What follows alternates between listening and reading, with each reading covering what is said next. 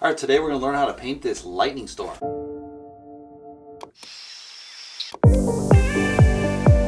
So the question of the day is, what is Mamief Kurgan?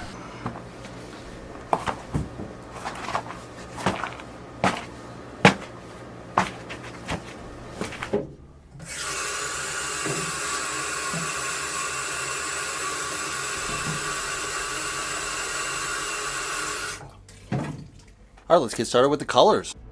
Quin red, pearly red, yellow ochre, burnt sienna, Van Dyke brown, primary yellow, cad yellow, twin blue, aquamarine blue, phthalo green, titanium white, Mars black.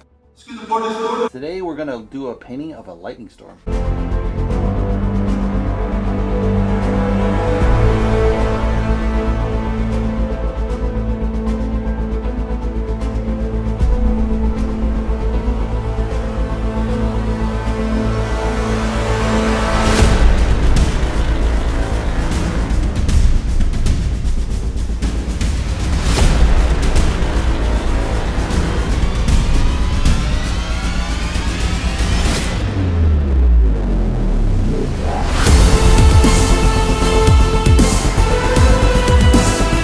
Alright, for this painting we kind of have the central strike is kind of forming here. We're going to do the reflections in the water. It's going to be a reflection of this kind of dark mauve. I'm going to make it a little bit darker, layer that in a couple of times and smooth it out. It's got some nice smooth blends now, but I got to kind of add that really light back and forth with the different layers to get that water to look quite right. The clouds are looking pretty good. I've used that big brush to kind of put those clouds in really aggressively, really fast. And so probably just a little bit of fine tuning there. We'll see in the next layer. This is really nice area here. It's very smoothly blend, which contrasts nice with the clouds. So I kind of want to keep this kind of look for this area where it's just like the neutral back sky and then you have this really violent sky forming. I might want to bring that in lower, but right now it's just, I'm leaving it at that level. We'll see if we, maybe brighten that color up or not, and maybe add a horizon line at the very final end with the lightning, of course, so you can see that distinct break. I think it's pretty obvious between the water and the clouds, but we'll see once we get to the next layer. All right, we got our initial layer in, kind of that sea kind of brushed in there. We got to add a little bit of highlights and really finely define the smaller waves in this kind of sea mess. I'm going to define these clouds a little bit better. They're roughed in roughly, kind of where I want, but I want to kind of add a little bit better definition to this as they're developed. I really like this sky at the top where it's kind of neutral.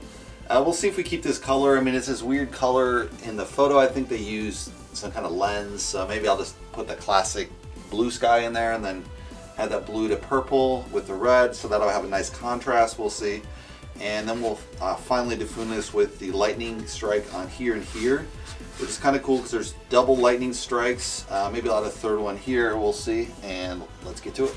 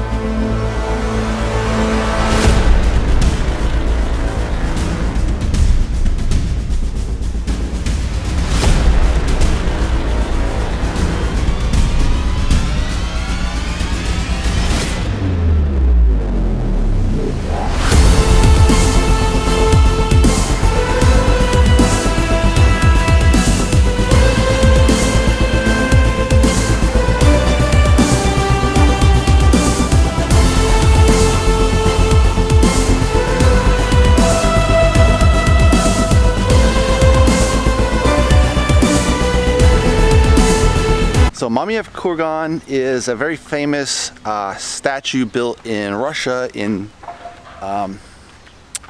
St. Petersburg, which at the time was called Stalingrad, obviously after Stalin, and then now it's been flipped back to St. Petersburg. Now, if you study World War II, you know the Battle of Stalingrad was one of the bloodiest wars of World War II. Russians lost heavy amounts of civilians, heavy amounts of soldiers. The Nazis kind of surrounded the city and tried to starve them out. So they're eating anything to survive. Rats, dogs, everything was gone. So really sad story.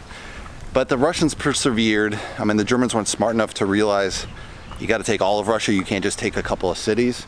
Obviously, Russia's retreated into the hinterlands, built their factories there, and would simply overrun the Germans at some point because the Germans were stupid enough to attack Russia without taking all of Russia. So it's very impossible to take Russia.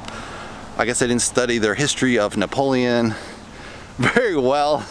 But I mean, there's been other conquerors. Attila the Hun took all of Asia. So it's not impossible, but you definitely have to have a very fierce army with, you know, almost unlimited supplies of arms, ruthless ideology, which the Germans did, but whatever. So anyway, they finally commissioned this from 59. It got finished in 67. So during Nikita Khrushchev's reign, basically, as a dedication to all the warriors that fell during the Battle of Stalingrad. And this, where they built the on the hill, was one of the more famous battles of the war, which it constantly switched hands between the Germans and the Russians. And there was so much metal and bone buried into the ground, mixed into it, that the next spring no grass would grow there. It was just completely scorched, like a scorched earth policy, because the battle was so fierce and fighting was so deep and bloody. Basically, the grass couldn't even take root, which is amazing if you think about that, because how durable is grass, right? I mean, give it some water and sunlight, it's basically going to grow almost anywhere with topsoil. But it was so contaminated, the site. And they buried a famous sniper, Russian sniper there in the remains, along with obviously a lot of soldiers as well. But yeah, that's the story of that statue. And it was originally the world's largest statue, and it remains today the world's largest female statue. I don't know exactly what's replaced it as far as statue height, but I'll have to look that up. And that's the question of the day. All right, we just finished the painting. Let's take a closer look. So I got this really sky blue in the corner. I kind of made that more realistic versus the kind of weird color they had from the photo. I didn't think that made sense. It also pops really nicely against the storm clouds. It kind of looks really a lot of distance between those different colors. We got the red in the clouds, which is kind of really crazy colors for the sky, as well as the colors in the sea here has been reflected. I got the 3 lightning strikes, so it's kind of like a holy trinity in a way. Not to be religious, but it just kind of has a nice balance there.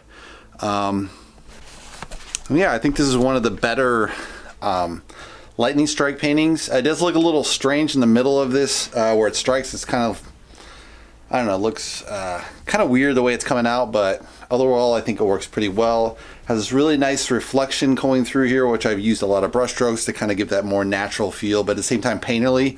Yeah, and I think that blue that I changed up really makes the painting pop, because you have the blue and then the rest is kind of purple-red.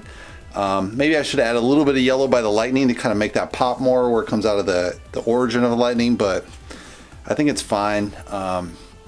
Well, I'm pretty happy with it. Hopefully you guys like it. Give me a thumbs up. If you'd like to subscribe, you can subscribe below, and check out my Patreon account for the full version. Thanks, guys.